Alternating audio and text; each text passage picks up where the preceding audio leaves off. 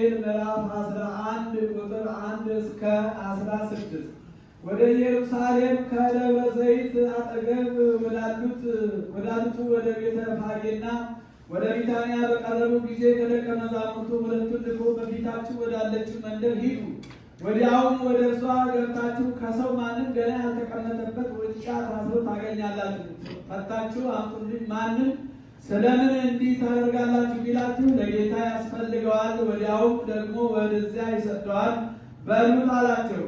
ሄዱም ውርንጫውንም በመንገድ መተላለፊያ በደጅ ውጭ ታስሮ አገኙት፣ ፈቱትም። በዚያም ከቆሙት አንዳንዶቹ ውርንጫውን የምትፈቱት ምን ልታደርጉ ነው አሏቸው። እነሱም ኢየሱስ እንዳዘዘ አሏቸው። ተዋቸው። ውርንጫውንም ወደ ኢየሱስ አመጡት፣ ልብሳቸውን በላዩ ጣሉ፣ ተቀመጡበትም።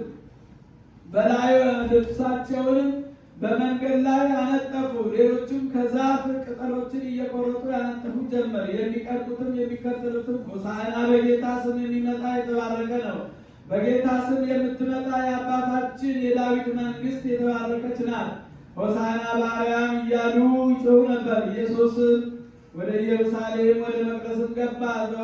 ዘወርም ብሎ ሁሉም ከተመለከተ በኋላ ጊዜው መሽቶ ስለነበረ ከ12ቱ ጋራ ወደ ቢታንያ ወጣ። በማግስቱም ከቢታንያ ሲወጡ ተራበ። ቅጠልም ያላት በለስ ከሩቅ አይቶ ምናልባት አንዳች ይገኝባት እንደሆነ ብሎ መጣ። ነገር ግን የበለስ ወራት አልነበረምና መጥቶ ከቅጠል በቀር ምንም አላገኘባትም። መልሶ ከአሁን ጀምሮ ለዘላለም ማንም ከአንቺ ፍሬ አይብላ አላት። ደቀ መዛሙርቱም ሰሙ።